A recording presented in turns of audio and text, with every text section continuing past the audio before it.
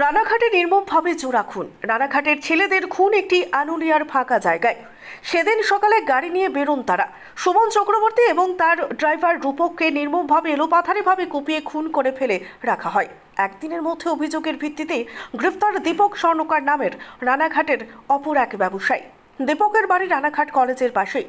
দুদিন ধরে অনেক ধোঁয়াশা ছিল খুনের কারণ নিয়ে।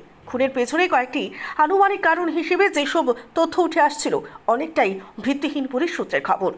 প্রাথমিকভাবে জানা যায় খুনের দিন সেখানে কোনো মদ্যপানের আসর বসছিল না।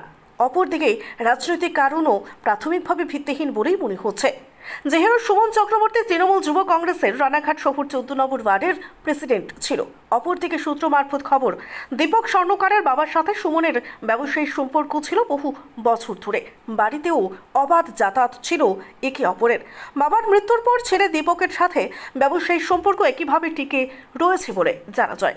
খুনের দিন সকালেও দীপকের সাথে ফোনে কথা বলে এবং খুনের দিন সকালে সুমন চক্রবর্তী নাকি বেশ কয়েকজনকে বলে, আজ একটি ভালো কাজের জন্য যাচ্ছি, কাজ হয়ে গেলে বেশ কয়েকজনকে নিয়ে ঘুরতে যাবে। কিন্তু একাধিক প্রশ্ন এখনও অজানা।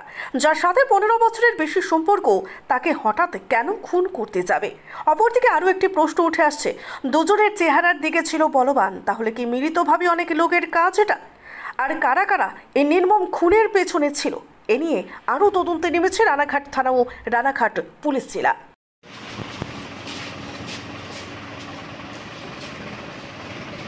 অ্যারেস্ট করলো কেন পুলিশ? দীপক, তোমাকে অ্যারেস্ট করলো কেন পুলিশ? বলছি কারা ছিল তোমার ঘরে? কারা এসেছিল?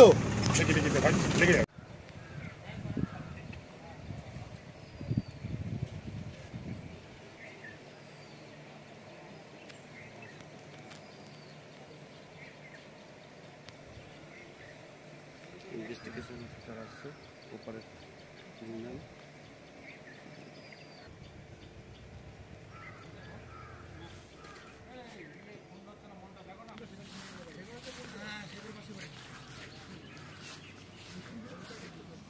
কি শুনলেন? সকালবেলা বাইর থেকে বেরিয়েছে 11টার সময়।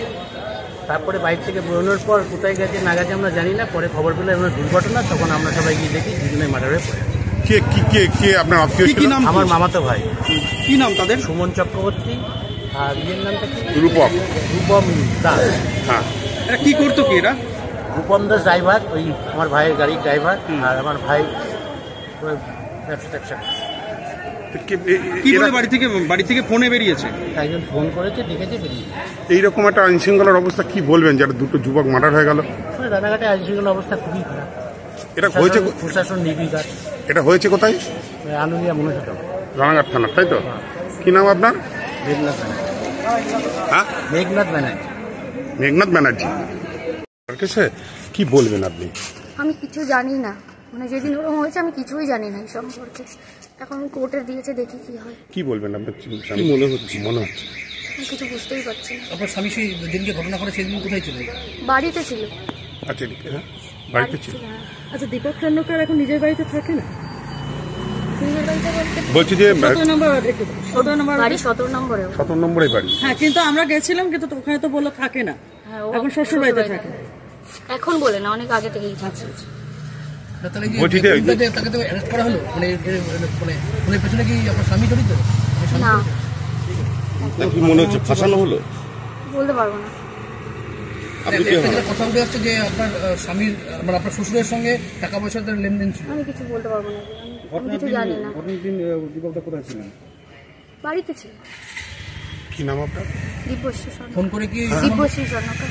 না, ফোন করে কি সুমনবাবুকে গিয়ে ইয়ে আপনার হাজবেন্ডকে দেখেছিল? আমি কিছু জানি না, ওর সঙ্গে আমার কোনো কথাই হয়নি। পুলিশ কি বাড়ি থেকে নিয়ে এসেছে? না তো, ও ওখান থেকে ওখানেই ছিল, খবর দিয়েছে। ওই খবর দিয়েছে।